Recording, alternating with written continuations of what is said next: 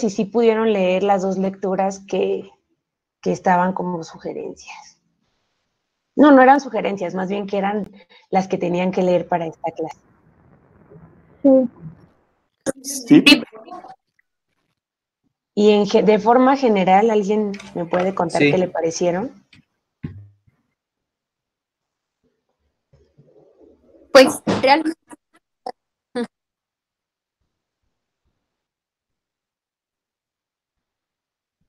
Uh-huh.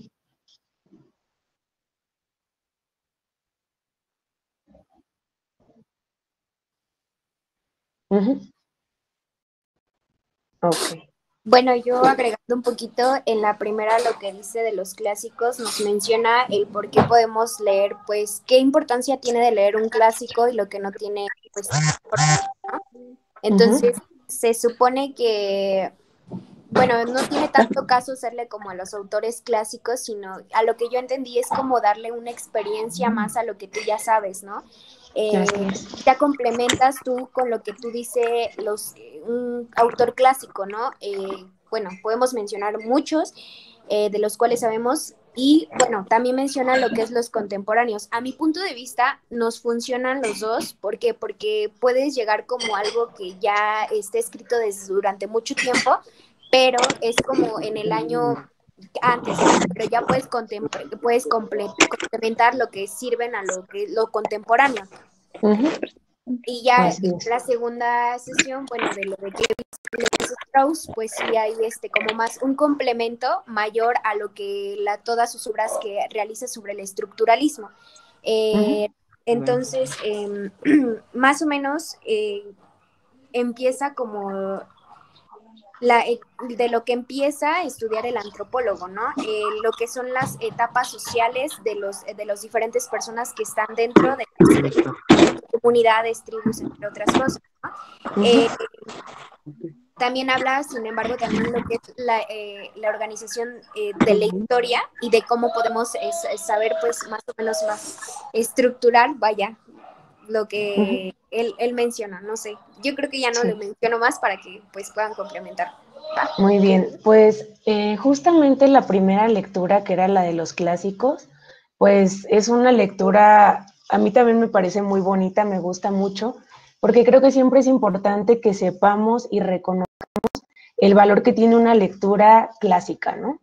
Entonces, antes de que Isabel empiece con su exposición, yo les voy a presentar algo muy general sobre este texto de los clásicos. Entonces, les pediría que me digan si están viendo mi pantalla. ¿Sí la están viendo? No. Ahora sí. ¿Ahora sí ya? Bueno, pues como pudieron ver, esta sesión está dedicada a que nosotros comprendamos un poco de forma general cómo surge esta escuela, el estructuralismo. Entonces, la lectura que ustedes tuvieron al principio, que además es muy pequeña, es una lectura de Italo Calvino, que se llama ¿Por qué leer los clásicos? Entonces, lo que hace Italo Calvino es darnos como una serie de elementos de por qué es importante y significativo que nosotros siempre regresemos a leer a los clásicos. ¿Por qué fue como me pareció que era importante que leyéramos este pequeño texto? Porque finalmente Levi-Strauss es un clásico no solo para la antropología, para el estructuralismo, sino que es un clásico para las ciencias sociales y para muchas otras disciplinas. Entonces, a lo largo de este curso, como ustedes ya saben y habrán visto, lo que vamos a hacer es leer la obra de Levi-Strauss para poder comprender por qué es significativa e importante para nuestra disciplina. Sin embargo, la lectura que ustedes hicieron esta semana de Edmund Leach, pues es como un recorrido general sobre todo lo que vamos a ver en este curso. Es decir, ahorita a lo mejor va a haber muchos elementos que Edmund Leach señala que nos van a quedar sueltos, que no los vamos a comprender del todo, pues porque no hemos leído el texto original, no hemos leído a Levi-Strauss, sino que lo que yo quería es que ustedes tuvieran como una radiografía general del curso y entonces sería muy interesante que al final cuando terminemos este curso, pues nosotros podamos regresar a releer a Edmund Leach y decir, ah, claro, a esto es a lo que se refería, ¿no? Entonces, sobre estas definiciones que hace Italo Calvino, pues a mí me pareció muy importante que dice, que él señalaba como, generalmente las personas decimos, estoy releyendo este texto que es muy importante, ¿no? Pero no decimos estoy leyendo. Y entonces, justamente la importancia de leer nuevamente es la forma en que nosotros podemos volver, regresar, pero también encontrar cosas que antes no habíamos visto. Y entonces en ese aspecto él habla de las diferencias entre leer en la juventud o leer en la madurez. Y entonces cuando uno lee por primera vez algún texto, pues lo ve con ciertos ojos, ¿no? A lo mejor no cuenta con con otros elementos para poder hacer una lectura mucho más compleja. Pero conforme nosotros vamos avanzando y adquiriendo más conocimientos, pues comenzamos a mirar esas lecturas con unos ojos distintos. Y entonces a mí me pareció muy importante cuando él señala que los clásicos construyen riqueza y esa riqueza es lo que nosotros vamos a tener que extraer de todo lo que Lévi-Strauss nos está planteando. Al mismo tiempo, pues él señala que los clásicos son inolvidables, es decir, nunca nos vamos a olvidar de ellos, que al final de cuentas, que aunque nosotros estemos releyendo o volviendo a revisar un texto, siempre nos vamos a encontrar algo nuevo, y que toda lectura de un clásico es en realidad una relectura. ¿Por qué? Porque aunque no hayamos leído el texto, siempre hay elementos que hemos escuchado, que hemos visto, que nos recuerdan a esos textos, ¿no? Y es muy importante esta parte, el punto 6, que tiene que ver con un clásico, es un libro que nunca termina de decir lo que tiene que decir. ¿Esto qué quiere decir? Que siempre que regresemos a esas lecturas, que regresemos a esos textos, nos vamos a encontrar con cosas que antes no habíamos visto o con cosas que no habíamos visto desde ese punto de vista.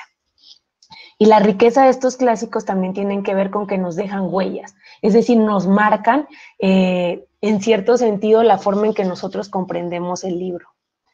También es importante que los clásicos no necesariamente nos enseñan algo que no sabíamos. A veces descubrimos cosas que ya sabíamos, pero que no sabíamos que estaban escritas en algún lugar.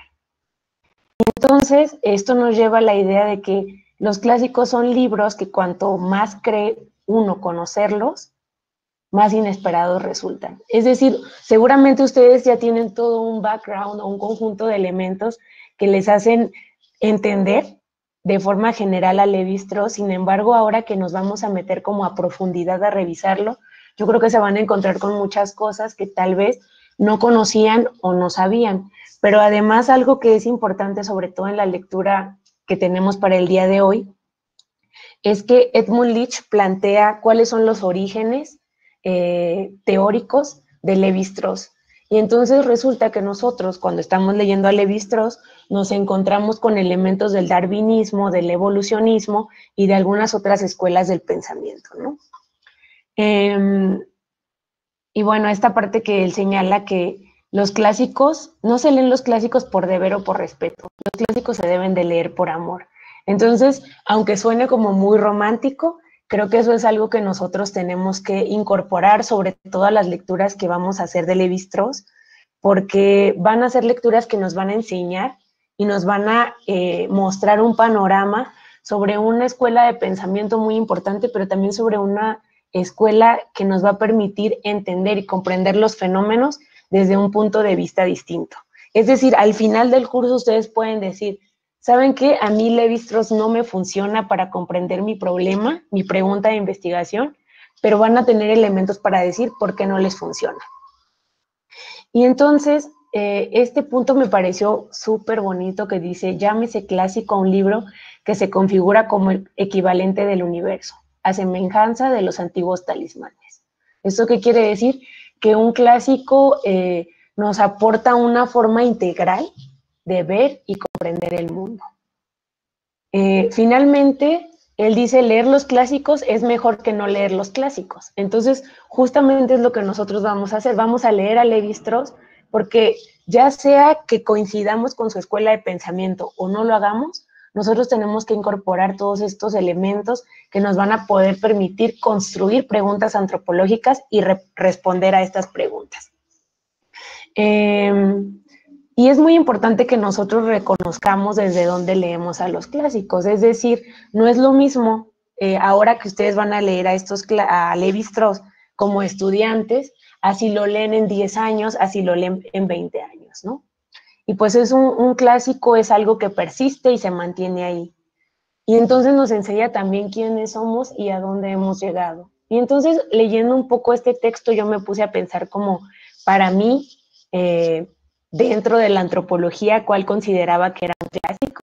Y entonces yo seleccioné este que les pongo aquí, que es el del antropólogo inocente de Nigel Barley, que me parece que a mí me ha permitido como encontrar muchos elementos de la antropología, ¿no?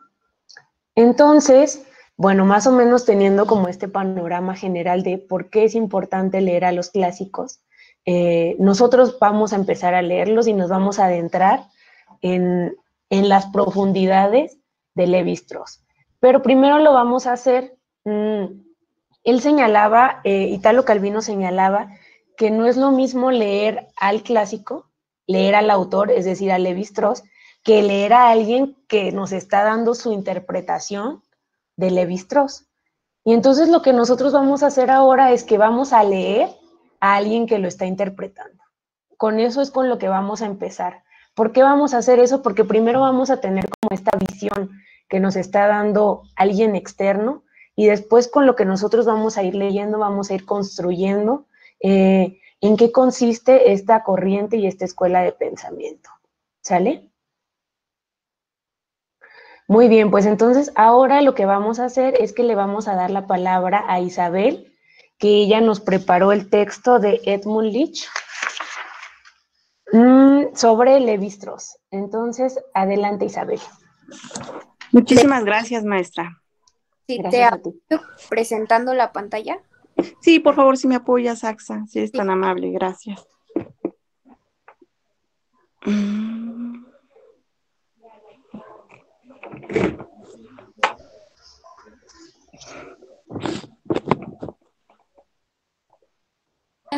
Sí, en la pantalla.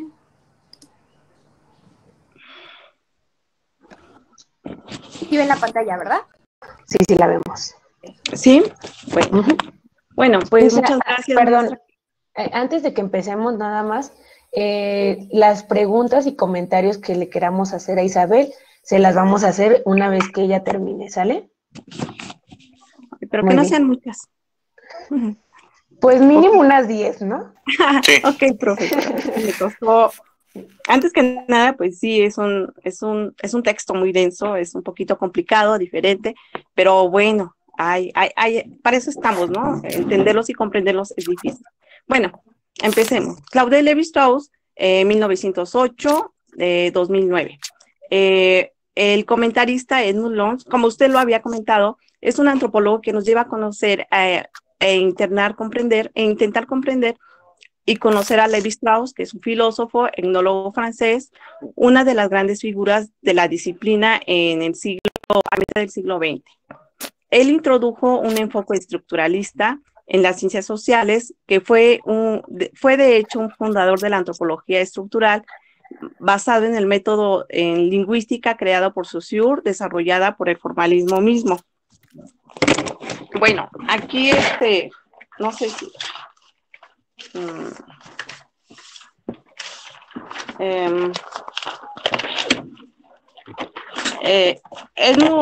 Edmund, el antropólogo social inglés, nos dio a conocer parte de su biografía y sus investigaciones en los rituales y mitos y en el estructuralismo. Y aquí él distingue el estructuralismo, ejemplifica las culturas del mundo donde el lenguaje es universal y en una estructura para el ser humano. En estos bueno, en la que sigue, Axita, por favor.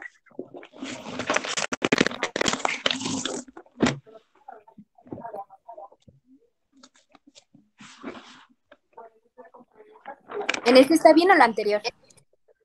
No, la que sigue, por favor, la 2. Listo.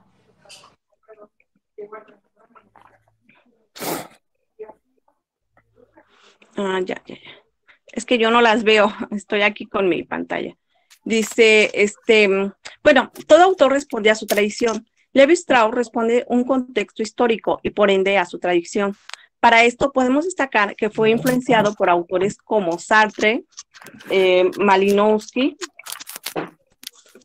Y bueno, aquí en Sartre, él simpatizaba un poco con su posición. Él es fundador del existencialismo, que por cierto era esposo de Simone de Beauvoir. Y bueno, aquí también Malinowski, que ahí eliminó con un poco con la actitud relativista los prejuicios de la vida sexual de los pueblos no occidentales. Mauss, Comte, y en Comte destacaba su proyecto de intelectual del positivismo.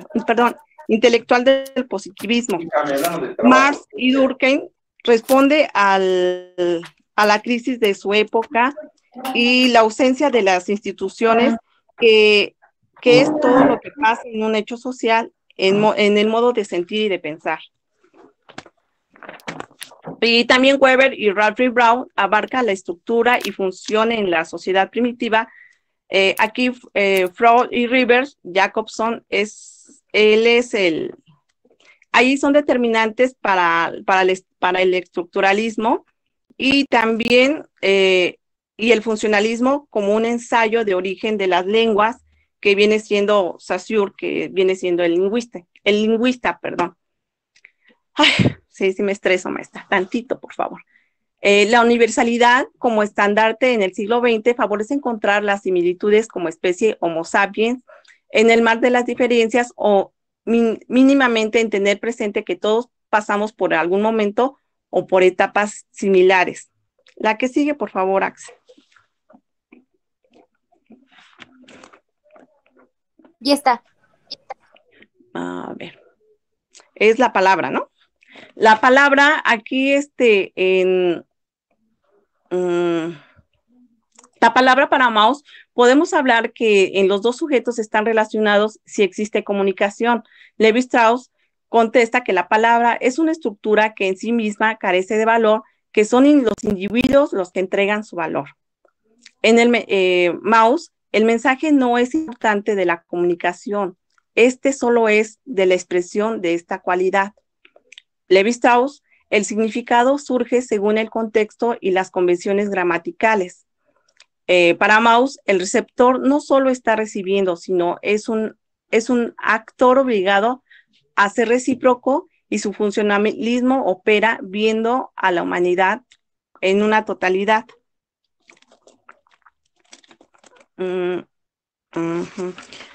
Bueno, aquí estos dos autores tienen diferentes posturas a la palabra. La que sigue, por favor, Axa.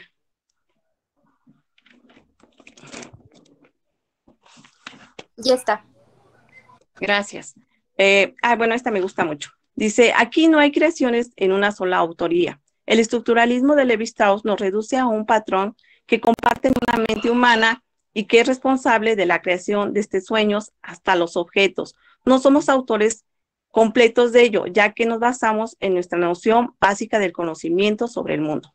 Y aquí hay una cita que, bueno, es de la lectura y dice, esta cita, estoy convencido de que en el número de los sistemas no es limitado y que las sociedades humanas como seres humanos individuales en el juego y en sus sueños o en momentos de girio, nunca crean absolutamente, todo lo pueden hacer. Es relacionar ciertas combinaciones en un repertorio de ideas que debería ser posible reconstruir.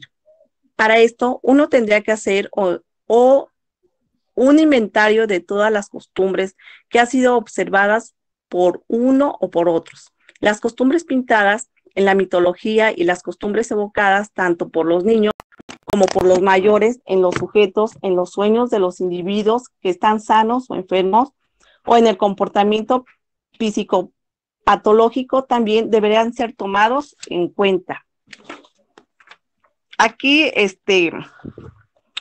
nos quiere decir que o interpretar que cada pueblo tiene una cultura y el uso de sus costumbres los vuelven particulares, donde todos nacen nuevas acciones o costumbres. Lo mitológico que dice, cita ahí las sociedades de los humanos, ahí nos refiere que crean sus costumbres, cultura y cualidades de conciencia colectiva. La que sigue, por favor, Axa.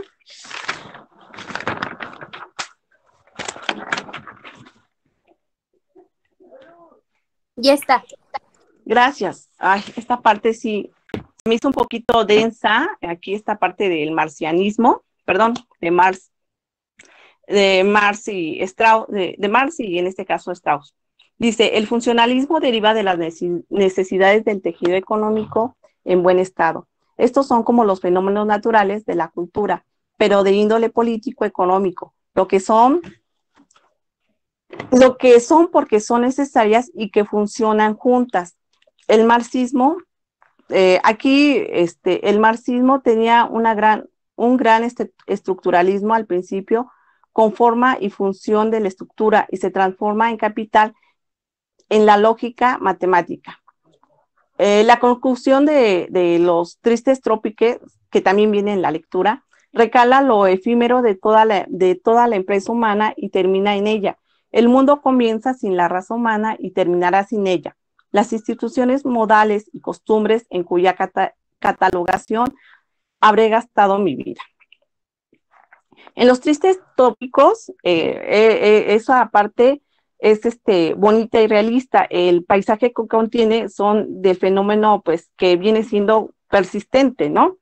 Aquí Marx, en la superestructura de la formación del Estado, hace orgánico. Él nos dice que el Estado es combatiente de los fenómenos que lo hacen funcionar a la estructura, también la mantiene las sociedades.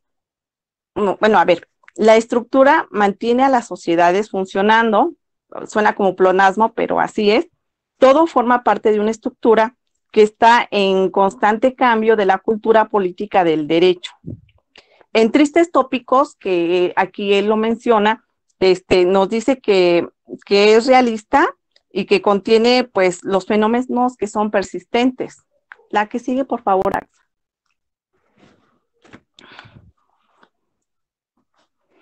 Ya está.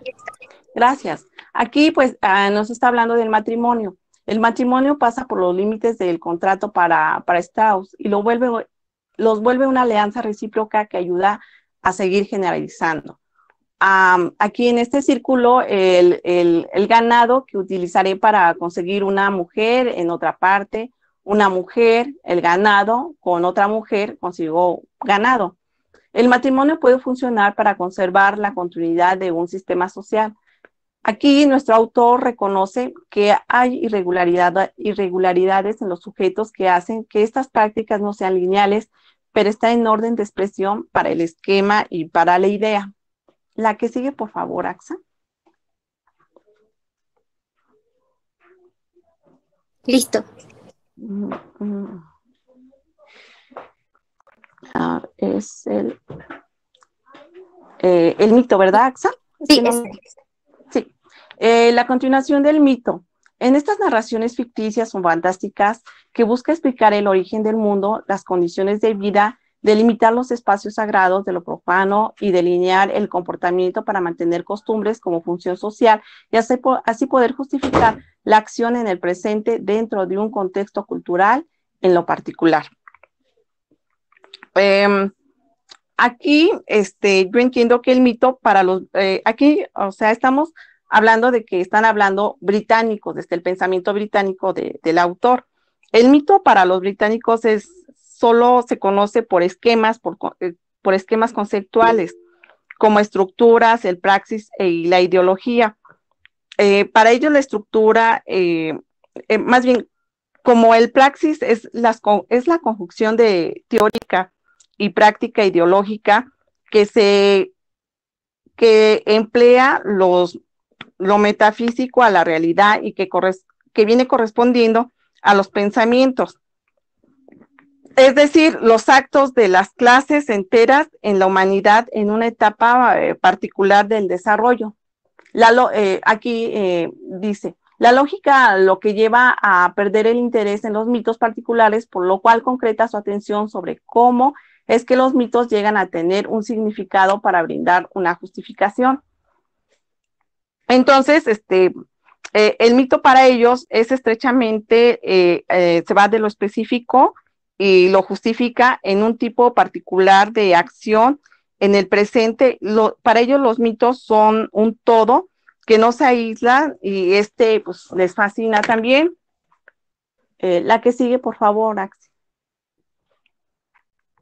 Aquí el totemismo, desde un punto de vista antropológico, que es una variedad especializada de la actividad universal humana, por medio del ambiente humano no social, el cual se consigue en las palabras que transmiten información más compleja, puesto que no el refinamiento lingüístico. No se ajusta al barniz de la glosa o glosa de un diccionario. Estas palabras, composición con respecto a otro en la oración, tanto para el oyente.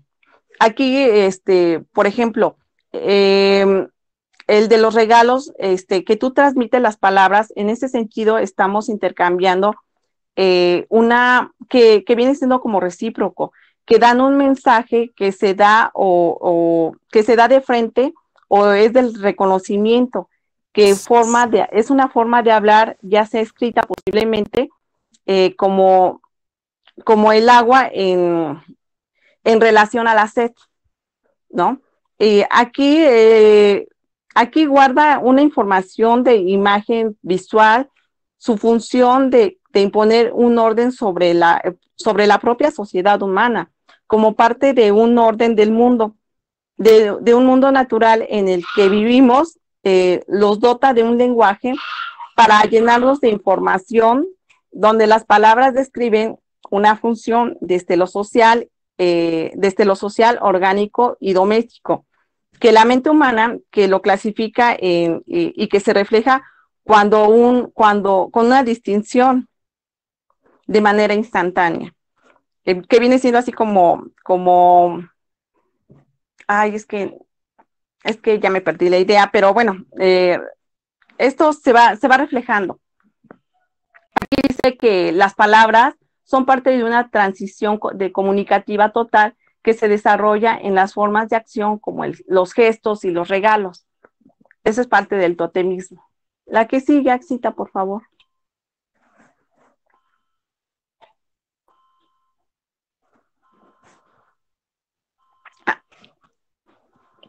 Listo.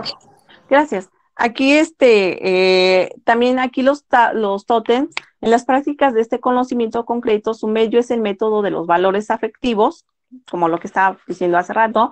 Lo que integra todo esto se encuentra y puede ser observado muy cerca de quienes sus gustos nos colocan frente a una situación de una carga donde el hombre hace uso de diferentes recursos, hilos de carga de significación de texto.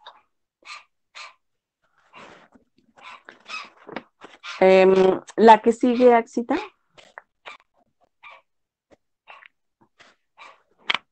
Ya. Aquí la importancia de Levi Strauss. Pues realmente aventurarse a hacer una antropología diferente a la cuestión de plantearse generalidades y no particularidades.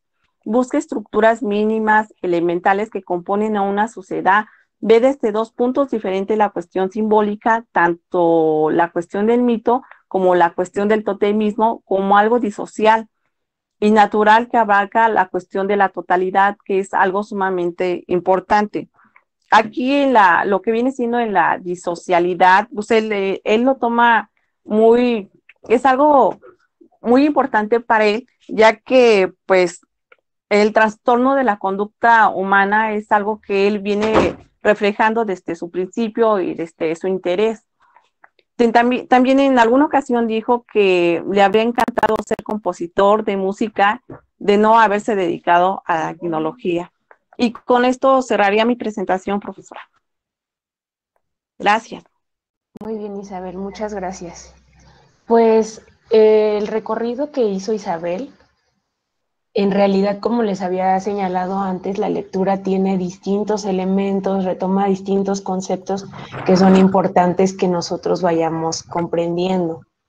Isabel lo que había hecho era proponernos 3 preguntas, que la primera era ¿de dónde viene el estructuralismo y qué es? La segunda era ¿cómo aborda nuestro autor naturaleza y cultura en la estructura elemental? Y la 3 era entre lo denotativo y connotativo, ¿cómo llegan a permanecer los mitos en las formulaciones más antiguas para establecer las estructuras sociales?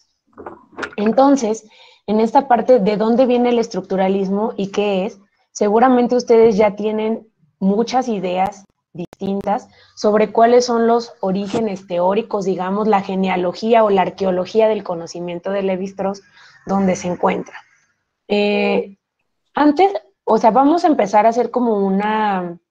yo también les tengo preparada una presentación como para poder ir aterrizando todos estos conceptos, pero ahora sí me gustaría que si tenemos dudas, vayamos intercambiando, así como va haciendo la exposición, para que todo nos vaya quedando muy claro.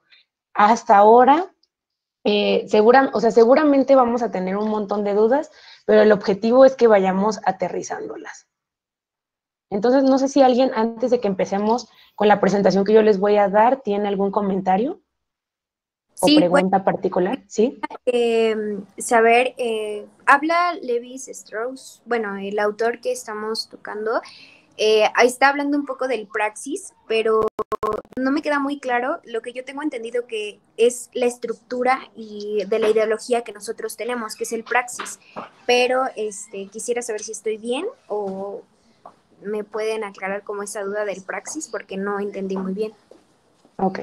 Miren, si quieren, lo que vamos a hacer es, voy a hacer como un recuento y Axa, lo que te pediría es como si al final no ha quedado claro, entonces regresamos a esa pregunta en particular y la vamos desarrollando, ¿sale? Entonces, les voy a presentar otra vez. Me dicen si ya están viendo mi pantalla, por favor.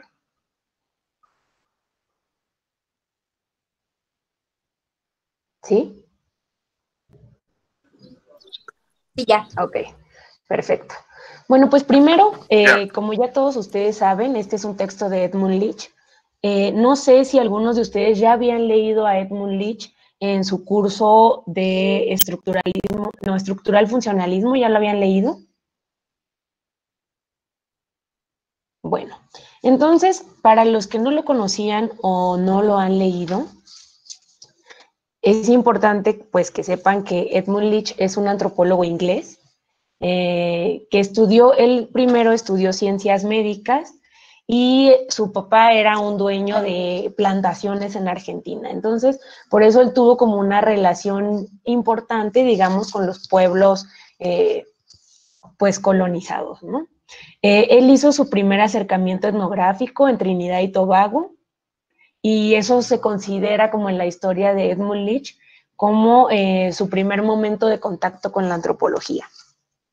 Edmund Leach, después de estar en Argentina y en Trinidad y Tobago, regresó a Londres y ahí fue donde se introduce a la antropología por el antropólogo Raymond Firth. Y casualmente su asesor de doctorado fue Malinowski. Entonces, como ustedes pueden ver, pues es un antropólogo que estuvo influenciado por los grandes antropólogos de su época, ¿no? Sus primeros estudios tuvieron que ver con los kurdos y como era esa época en la que estaban como todo el tema de las guerras, etcétera, pues él se incorpora al ejército inglés en Birmania y pues uno de sus textos más significativos o más representativos es el de Sistemas Políticos de Alta Birmania.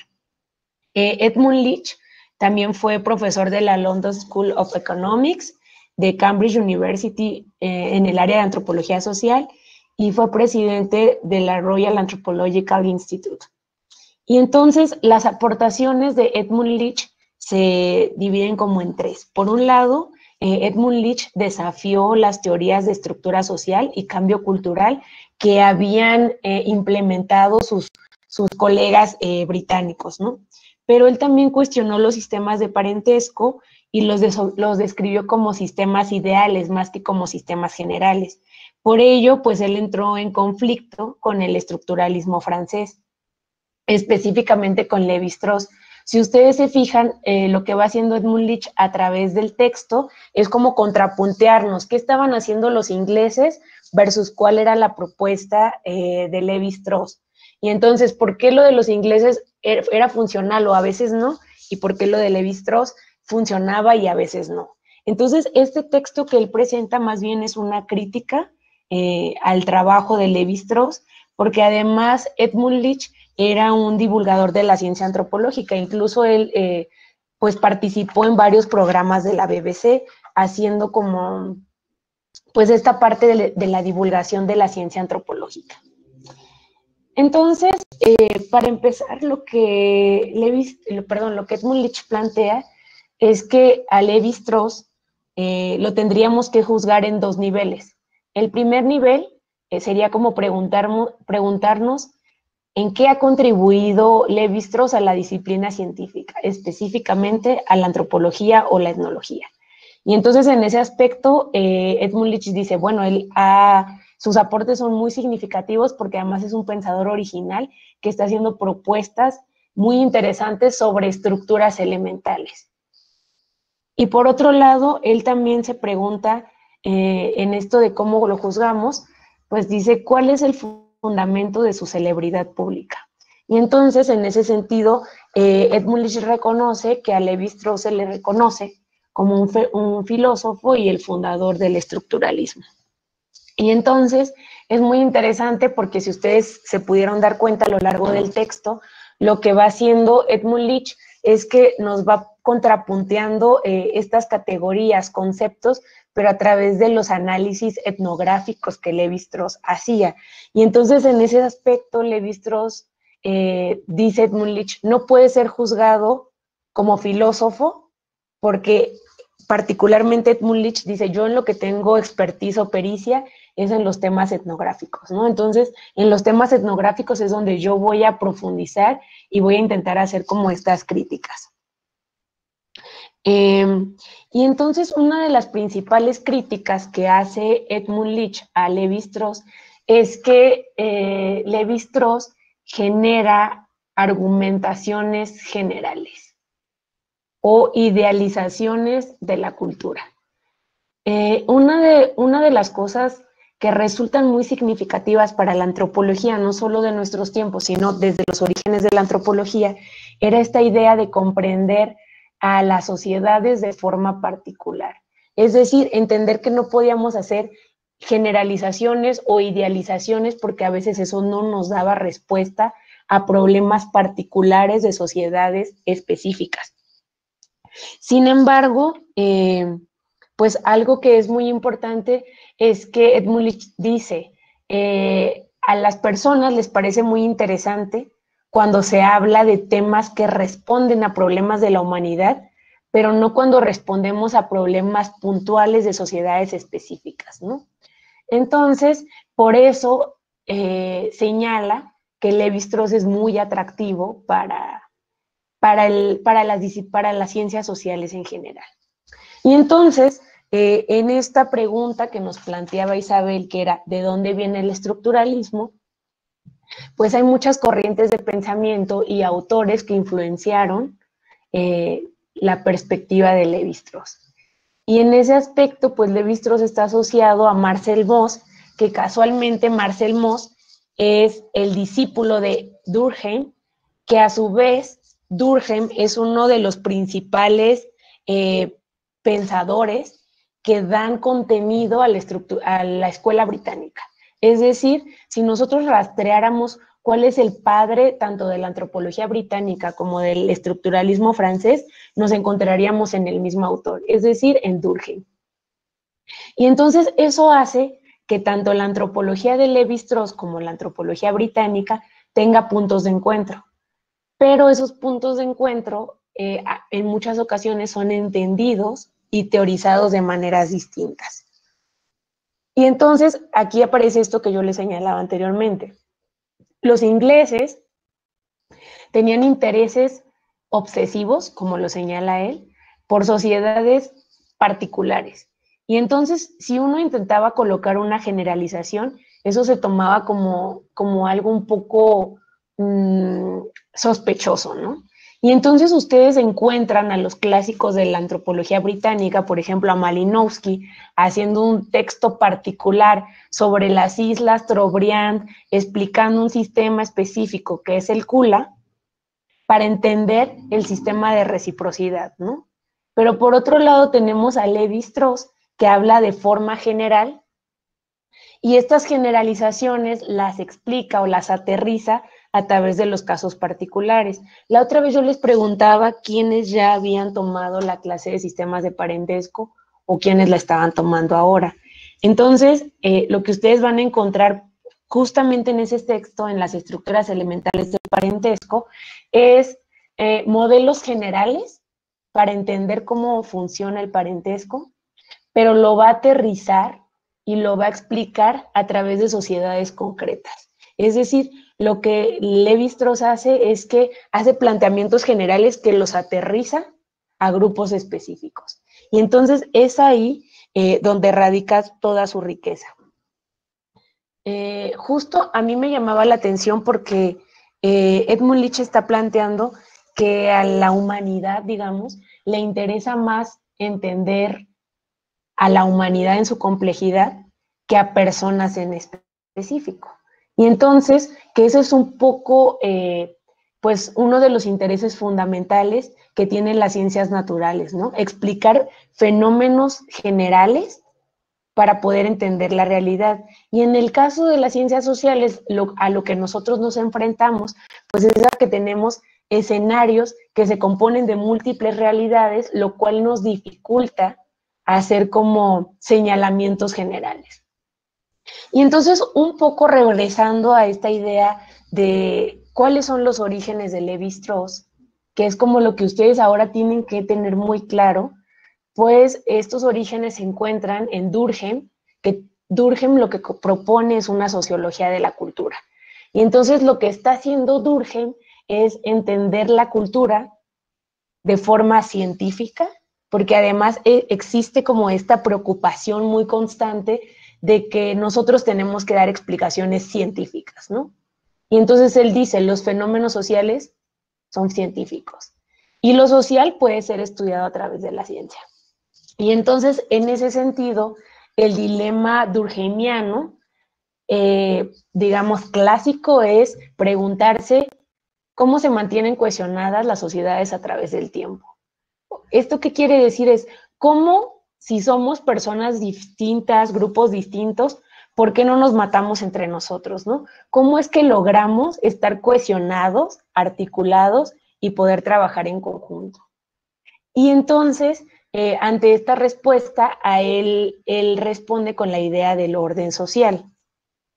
Que además esta idea de orden social está basada en dos autores previos, que uno es Augusto Comte, y Augusto Comte lo que propone es que la sociedad obedece a reglas sociales, y desde él, digamos que empieza a estar como muy latente el tema del método científico para poder analizar hechos sociales. Y otro de los pensadores que son, digamos, como los precursores del pensamiento de Durkheim es Herbert Spencer, que él habla, uno de sus intereses fundamentales es explicar el expansionismo británico. ¿Esto qué quiere decir? Es por qué o cómo la cultura británica ha logrado llegar a distintos contextos en el mundo e incorporar su cultura. Y entonces la propuesta de Herbert Spencer en general está basada en la idea del darwinismo social, y el darwinismo social pues tiene que ver con la evolución de las sociedades, ¿no? No sé si hasta aquí alguien tiene alguna pregunta. El autor Leach Edmund ¿es clásico o es contemporáneo? Edmund Leach es un clásico. Miren, por ejemplo, Levi-Strauss nació en 1908, Edmund Leach nació en 1910. O sea, ellos dos más o menos son como, pues prácticamente de la misma edad, y en algunas de sus clases seguramente, si no lo leyeron en estructural funcionalismo, lo van a leer más adelante.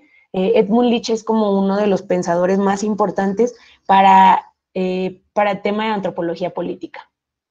Entonces, inclusive, maestra, ¿sí? al principio de la lectura dice Edmund que él es que él, en pocas palabras, es casi compañero de, ¿cómo se llama? De ¿Levi-Strauss? ajá, Levi Strauss.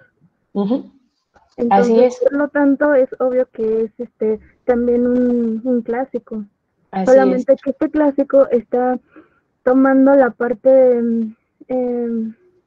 del juicio en los trabajos de Levi Strauss. Así es. Sí, justamente es muy importante porque, o sea, imagínense, digo, por ejemplo, algunos de ustedes, el día que se conviertan en clásicos, que otra persona pueda decir, como yo cuando fui su compañero, esta persona estaba señalando esto, ¿no? Pero entonces más bien ellos están en un periodo histórico para la antropología y para las ciencias sociales en general, en el que se están desarrollando muchas nuevas formas de entender los problemas sociales. Y cada uno está, pues, colocándose, digamos, unos lentes distintos, está viendo los problemas con una mirada particular, pues, influenciada por distintas escuelas de pensamiento. Y en el caso de Edmund Leach, digamos, pareciera que en este texto ataca bastante a Levi-Strauss, sin embargo, si ustedes revisan algunos de los textos de Edmund Leach, él lo retoma muchísimo, incluso la antropología británica retoma el estructuralismo francés gracias a Edmund Leach. Entonces, un poco, o sea, antes de que nosotros entendamos a Levi-Strauss, el totemismo, el mito, los sistemas de parentesco, tenemos que tener muy claro a quién estaba mirando él para entender el mundo como lo hace a través del estructuralismo, ¿no? Y entonces, en ese sentido, pues justamente es que retoma a Durkheim, y entonces Durkheim, con este planteamiento de que los hechos son hechos sociales y que tenemos que estudiar los fenómenos como cosas, atribuye como 3 elementos que son importantes que todos tengamos como muy claro. Por un lado, la idea de la exterioridad, es decir, que los hechos sociales van más allá de los individuos, o sea, van más allá de nosotros como personas en particulares. Después que estos hechos sociales tienen un poder de cohesión. Ustedes se acuerdan, o sea, la pregunta de Durkheim es cómo se mantienen cohesionadas las sociedades, ¿no? Y entonces el tercer elemento es la capacidad de generalidad, que quiere decir por qué estamos cohesionados y por qué todos como sociedad asumimos este tipo de leyes restrictivas o punitivas que nos hacen convivir de determinadas maneras.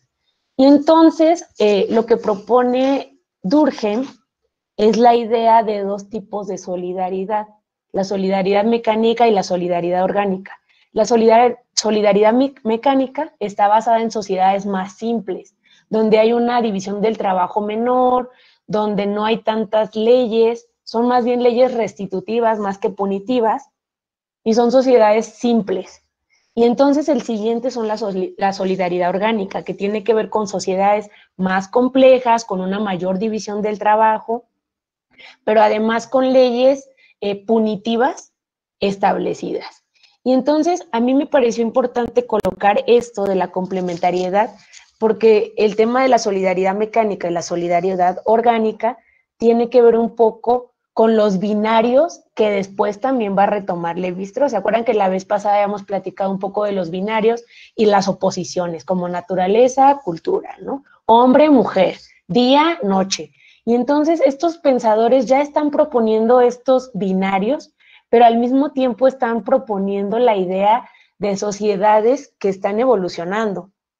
Es decir, Durkheim lo que pensaba es que las sociedades simples evolucionaban a sociedades complejas y pasaban entonces de la solidaridad mecánica a la solidaridad orgánica. Y en ese sentido, ustedes ya llevaron evolucionismo, ¿verdad?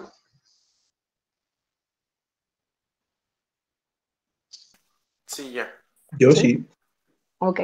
Entonces ustedes se acordarán perfectamente cuál era la idea del evolucionismo.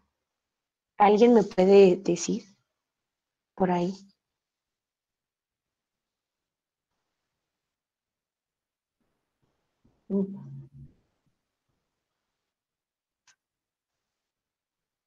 Ujú.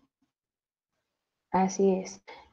Pues justamente uno de los principales, digamos, intereses de la antropología, de esos tiempos particularmente, tenía que ver con la idea de hacer generalizaciones. Y las generalizaciones estaban apoyadas en elementos etnográficos, ¿no? Que eso es como lo que nos ha distinguido a la antropología y la etnología de las otras disciplinas. Y entonces, en ese sentido, yo retomo aquí a dos pensadores que me parece que son fundamentales dentro de las corrientes evolucionistas de la antropología. El primero es Henry May, pues que él propone que las sociedades evolucionan a partir de temas que tienen que ver con el derecho, ¿no? Y entonces también propone que hay un paso del parentesco a la territorialidad y al contrato. Es decir, las sociedades van pasando de sociedades más simples a más complejas, a más complejas. Y entonces también en ese sentido está Morgan, que él en su texto de la sociedad primitiva, pues también propone un esquema evolutivo de sociedades simples a sociedades más complejas. Y entonces lo que hace es proponer estos estadios sociales, pues que van del salvajismo, la barbarie, hasta la civilización. Y entonces, pues en ese sentido ustedes más o menos hasta ahora lo que están viendo es, están funcionando los binarios, está funcionando la idea de que los hechos sociales o los fenómenos se estudian bajo un método científico, pero también está presente la idea de que podemos hacer generalizaciones porque en general las sociedades están evolucionando hacia sociedades más complejas. Algo que voy a apuntar como nota al pie es que si ustedes se fijan, leyendo a estos autores, por lo menos hasta ahora, en el punto en el que estamos, ninguno de estos autores se está preguntando el tema de la división sexual del trabajo, por ejemplo. Si bien Durkheim planteaba una división del trabajo, no nos estaba hablando de una división sexual del trabajo. Y por otro lado, estos autores evolucionistas, pues fueron como de los principales pensadores que aportaron a las ideas de Engels en la familia, la propiedad privada y el Estado, cuando él propone cómo es que se hace como esta división y cómo es que las mujeres llegan a quedarse en el espacio doméstico y los hombres salen al espacio público, ¿no? Y entonces también algo que es importante y que a mí me gustaría colocarlo pues como parte de las discusiones que nosotros vamos a ir teniendo, es que empecemos a ver en todas las lecturas dónde queda o cómo se está organizando en el pensamiento de Lévi-Strauss y de nuestros autores esta división de géneros, ¿no? Así como vamos a ver cómo está quedando el tema de la naturaleza y la cultura, qué está pasando también con el tema de hombres y de mujeres. Entonces, pues justamente la antropología inglesa lo que hace es que da como un giro de tuerca a estas ideas evolucionistas y entonces comienza a centrarse de manera mucho mayor o más amplia en las descripciones etnográficas de sociedades en particular. Y entonces estas descripciones etnográficas pues son las que hoy nosotros podemos leer, que también son clásicos, que seguramente muchos de ustedes ya han leído, que son etnografías complejísimas de antropólogos británicos que se fueron por años a sociedades particulares, ¿no? Digamos, el caso más sonado, pues es el caso de Malinowski, pero también tenemos a Evans Pritchard, pues que hace como un poco lo mismo. Y entonces la antropología social británica lo que hace es que se va a ocupar de la organización de las sociedades en pequeña escala, es decir, nos va a explicar cómo funcionan los sistemas políticos africanos, ¿no? Por decir un caso. Mientras que la antropología social de Lévi-Strauss lo que se va a dedicar es a explicar la estructura de la mente humana. Y entonces esta estructura de la mente humana es una estructura que nos va a hablar de la ordenación lógica, es decir, cómo se configura nuestro sistema lógico de pensamiento. Y entonces hay un poco, lo que hace esta antropología social de Lévi-Strauss es centrarse en la praxis. Justo la praxis sería como, no solo cómo se entiende esta estructura, qué es, cómo se estructura, valga la redundancia, sino cómo se aplica y cómo opera en los sistemas en particular. Entonces, pues siguiendo con estas influencias formativas de Lévi-Strauss, lo que nosotros también tenemos es una importancia mayúscula del papel de Marcel Mauss en el pensamiento de Lévi-Strauss. Entonces, justamente en la siguiente sesión creo que vamos a leer a Marcel Mauss, que habla sobre los dones, ¿no? Yo no sé si algunos de ustedes ya han leído este texto, los que ya lo hayan leído, pues les va a hacer como mucho más sentido el tema de las transacciones, cómo funcionan las transacciones y por qué estas transacciones son interacciones que se dan persona a persona, pero que también ayudan a articular esta estructura de la que Lévi-Strauss está hablando. Entonces, pues lo que retoma Lévi-Strauss de Marcel Mauss son las especificidades del canje ritual, es decir, de la reciprocidad, ¿no? Pero también este tema, o sea, el tema del canje ritual o de la reciprocidad va a ser un tema que no solo va a estar presente en los franceses, sino que también va a estar presente en la antropología británica y en la antropología norteamericana. Y en ese sentido, pues justamente el canje ritual también está presente en el sistema Kula, que es el que analiza Malinowski, pero también está basado, más bien también se encuentra presente en el potlatch, que es el que analiza Franz Boas. Y entonces, bueno, aquí yo les coloqué una imagen del potlatch. Yo no, seguramente ustedes se acordarán, o no sé si ya lo han leído a Franz Boas.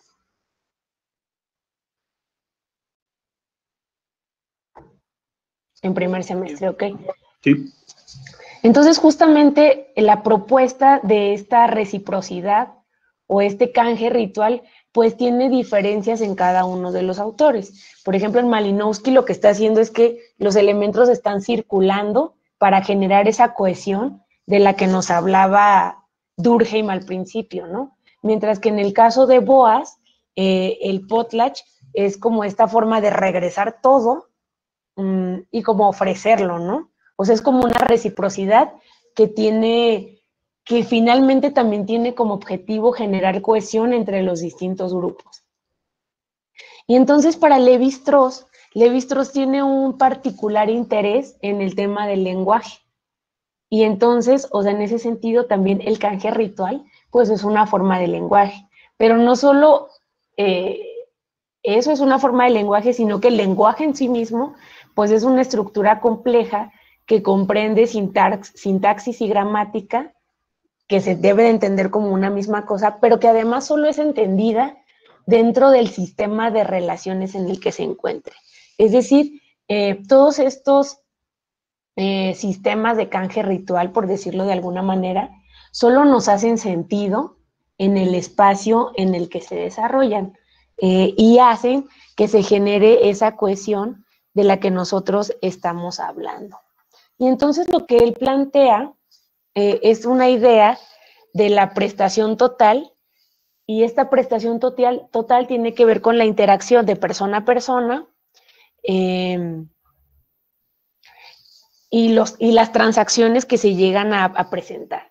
Y en ese sentido, en el tema de las transacciones particularmente, pues ustedes van a ver más adelante, vamos a ver también un apartado de las estructuras elementales del parentesco, pero seguramente también lo van a ver en su clase de parentesco. El parentesco también tiene que ver con formas de transacción. Es decir, incluso después vamos a ver otra lectura ya más hacia el final que se llama tráfico de mujeres, y entonces tiene que ver con las formas en que circulan las personas a través del parentesco. Pero todas estas transacciones en las que circulan las personas alrededor del parentesco, pues también tienen como finalidad que las sociedades se encuentren cohesionadas.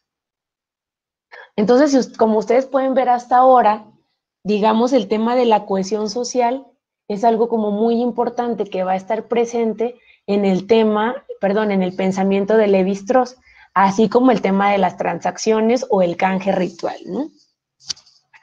Y entonces, en ese sentido de lenguaje, pues es como muy importante que nosotros identifiquemos el tema de los significados. Y estos significados, pues para Lévi-Strauss, surgen del contexto en el que aparecen. Es decir, los significados solamente tienen sentido o hacen sentido en los lugares donde aparecen. Después, más adelante, cuando veamos el tema de la eficacia simbólica, nos va a quedar mucho más claro por qué un acto tiene significación o es eficaz en ciertos contextos y en otros no. Entonces, estas partes del sistema social funcionan de tal manera que hay como 3 elementos que están apareciendo ahí, ¿no?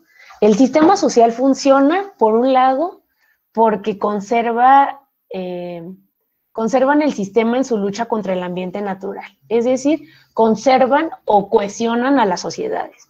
Pero también estos significados o estos sistemas sociales conservan el estado de salud de un sistema social, es decir, lo mantienen fluyendo, sin problemáticas, en general, ¿no? Pero también estos significados satisfacen necesidades biológicas de miembros individuales. Por ejemplo, el tema del parentesco finalmente está satisfaciendo necesidades biológicas que tienen que ver con la reproducción. Y entonces, permítame un poquito.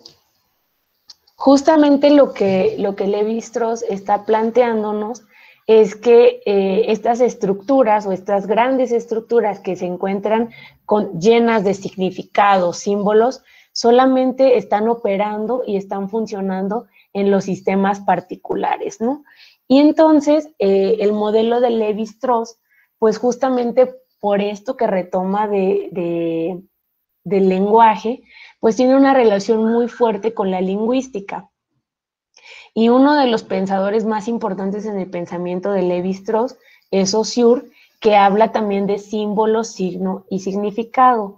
Sin embargo, uno de los contemporáneos de Lévi-Strauss, que fue como con el que él desarrolló toda esta idea de las oposiciones binarias o los rasgos distintivos, fue Jacobson, que Jacobson es un lingüista ruso que, él estuvo en Estados Unidos, y entonces cuando Lévi-Strauss está en Estados Unidos, ellos dos empiezan a trabajar juntos y empiezan a desarrollar esta idea de las oposiciones binarias. Porque además ellos plantean que la mente o la estructura humana funciona en binarios complementarios, como esto que les decía, noche-día, antigüedad, modernidad, hombre-mujer. Sin embargo, si nosotros vemos estos postulados de las oposiciones binarias a la luz de nuestros días, pues tal vez podríamos tener como muchos elementos que nos podrían ayudar a decir, pues que la estructura de la mente humana no solo se forma en oposiciones binarias. Sin embargo, es como una forma primaria de establecer los distintivos. Sobre todo, en el caso de los niños pequeños, lo vemos como mucho más claro. Para ellos, pues las cosas funcionan justo en ese escenario, ¿no? Como de oposiciones binarias. Sin embargo, pues ya conforme pues ha evolucionado, digamos así, o se ha transformado el pensamiento, pues ahora hemos llegado a conclusiones de que el conocimiento y la estructura humana no solo se piensa a través de oposiciones, sino que va más allá de eso. Y justamente esta idea es como muy importante porque va a estar presente en algunos autores que vamos a leer al final de la clase, que están haciendo una propuesta del perspectivismo que tiene que ver con no solo lo que nosotros estamos observando y viendo como personas o seres humanos, sino también lo que están observando los otros, ¿no? Y cuando decimos los otros nos referimos a los otros entes que también están conviviendo en la sociedad. ¿Hasta aquí alguien tiene alguna pregunta? No solamente también como complemento puede ser también Lacan, que fue uno de los que también empezó con una estructura de los sueños y también, ¿no? Es más o menos, creo que sí, ¿no? Ujú.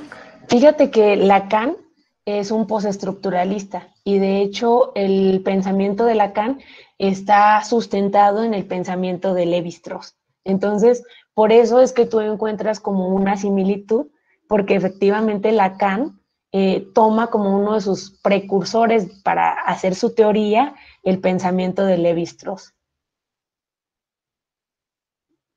¿Alguien más? Si se pudieron dar cuenta, esta lectura en realidad era compleja porque prácticamente hacemos un recorrido por todos los autores, digamos, más clásicos que Lévi-Strauss, que ayudaron como a que él pudiera establecer este modelo de pensamiento. Y entonces, en ese sentido, en el texto no lo menciona, pero a mí me parece muy importante señalarlo. Lo que Lévi-Strauss está planteando, que es mucho más notorio en el tema del parentesco, son tipos modelos, por decirlo de alguna manera. Pero además estos tipos modelos más bien tienen una relación muy cercana con la propuesta de Max Weber de los tipos ideales. Y entonces lo que Weber hace en su propuesta de tipos ideales es plantear, él particularmente habla sobre el tipo de autoridad, ¿no? Y él habla que hay tipos ideales de autoridad y entonces nos maneja algunas propuestas. Sin embargo, la riqueza de los tipos ideales es que son tipos modelo que nos ayudan a comprender y a teorizar los fenómenos sociales. Y entonces es un poco lo que Lévi-Strauss está haciendo, es decir, si bien hay particularidades o hay diferencias en las estructuras del parentesco de distintas sociedades, lo que encontramos en esto es que son modelos base que nos ayudan a comprender fenómenos tan importantes como la reciprocidad, las transacciones y el canje ritual, ¿no? Entonces, él ocupa como estos modelos o estas grandes teorizaciones para establecerlas de forma general. Y entonces, en el caso particular de Lévi-Strauss, pues Lévi-Strauss se reconocía a sí mismo como un marxista y también como una persona que estuvo influenciada de forma muy importante por el pensamiento de Freud. ¿Por qué? Porque ustedes recordarán que lo que a Lévi-Strauss le interesa es comprender la estructura de la mente humana. Entonces, en ese sentido, es donde él se encuentra, digamos, con el pensamiento de Freud y esta idea de Freud de la psique humana. Entonces, no vamos a profundizar mucho en las corrientes psicoanalíticas, va a ser como de muy forma general, pero el planteamiento de Freud se basa en que la mente humana o la psique humana está compuesta como por varios niveles. Uno de ellos es el ello, el ego y el superyo, ¿no? O esta conciencia inconsciente, que es por la que está mediada la estructura o la psique humana. Y en el caso de Lévi-Strauss, él habla, o sea, él lo que hace es como poner a la naturaleza, a la cultura y buscar mediadores, y estos mediadores pueden ser elementos como el mito, la magia, la religión, el totemismo, etcétera, ¿no? Y entonces, este mediador es un aspecto estructural del cerebro humano que también es una entidad más generalizada, es decir, que nos ayuda a encontrar como las particularidades o los elementos como para poner a dialogar nuestra propia estructura o psique humana. Entonces, eso como de forma general del tema de Freud. Pero, ¿qué pasa con el marxismo, no? ¿Cómo es que o por qué decimos que el marxismo estaba presente en el pensamiento de Lévi-Strauss? Si ustedes leyeron el texto, Edmund Leach dice que Lévi-Strauss decía que él era un marxista. Aunque generalmente en los textos de Lévi-Strauss no vamos a encontrar muchos elementos que nos hagan suponer o creer que Lévi-Strauss es un marxista. No obstante, lo que hace Lévi-Strauss es que recupera algunos de los elementos del lenguaje marxista, por decirlo de alguna manera. Y entonces, en ese sentido, lo que va a recuperar Lévi-Strauss es el concepto de infraestructura. ¿Ustedes ya están viendo antropología marxista o apenas lo van a ver? No, ese es hasta quinto. Ah, bueno. Entonces, digamos que ahorita van a tener así como una idea súper general, como de la propuesta marxista sobre la estructura, la superestructura y la infraestructura.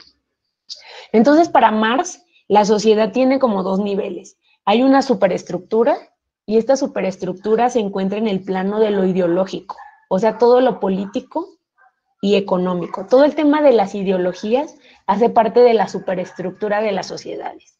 Mientras que hay una infraestructura que esa tiene que ver más con lo económico y social, es decir, con las formas de organización social del trabajo y las fuerzas productivas.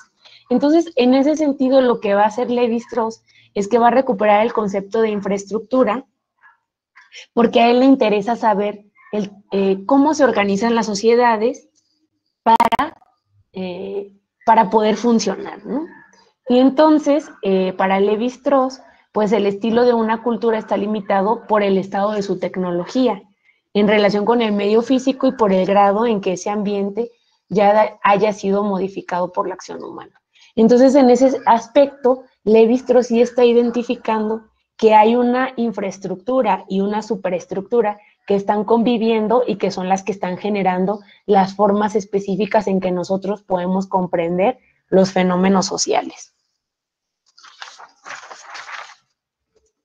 Después, para hacerlo todavía un poco más complejo, o sea, es importante que ustedes sepan que Lévi-Strauss es un autor complejo. O sea, en general, Lévi-Strauss no es un autor sencillo, más bien es un autor complejo porque está utilizando elementos teórico-metodológicos y filosóficos de grandes pensadores del conocimiento, ¿no? Y entonces, en ese sentido, lo que él va a hacer es que también va a recuperar el tema de la dialéctica hegeliana. Y entonces, la dialéctica o el tema de Hegel tiene que ver con la producción de, pues, la tesis, la antítesis, y que finalmente esto lo que genera es una síntesis, ¿no? Y estos conceptos de tesis, antítesis y síntesis se ven, están más bien presentes en varios pensadores. Por un lado, en Hegel, porque Hegel era un pensador que estaba interesado en la forma en que se producían las ideas. Yo no sé si ustedes se acuerdan que la clase pasada yo les hablé un poco del tema del giro lingüístico. Y entonces decíamos, el primer giro era cuando querían entender los hechos como cosas. El segundo giro era entender las ideas. Y el tercer giro era entender que el lenguaje no solo eran ideas ni cosas, sino que producían. Y entonces en ese aspecto, Hegel, pues lo que está haciendo es como comprender las ideas de forma como ideas. Lo que hace Marx con el tema de la tesis, la antítesis y la síntesis es comprender el desarrollo de los sistemas político-económicos. Y en el caso de Lévi-Strauss, lo que hace Lévi-Strauss con estos elementos es comprender la clasificación verbal o la clasificación del lenguaje, la estructura del mito y las reglas matrimoniales, que todos estos elementos los vamos a ver más adelante. Hasta ahorita, ¿cómo vamos, chicos? Oigan, les iba a decir si me dan 5 minutos para que pueda ir por un vaso de agua, porque ya estoy así como... No sé si quieren, si hacemos un breve recesito de 10 minutos o en 5 minutos todos, ustedes díganme qué opinan, porque todavía nos falta un poquito. Pues sí, todos quieren, pues sí, 5 minutos para que todos el tiempo. Miren, si son las 2. Ok, entonces ahorita en unos 5 minutos para las 3 nos vemos por aquí. Vale. Pero no se salgan para que no sea tan complicado. Solo si quieren silencio. Sí. Ok, bueno, gracias. Sí. Ok. A usted, profesora, gracias.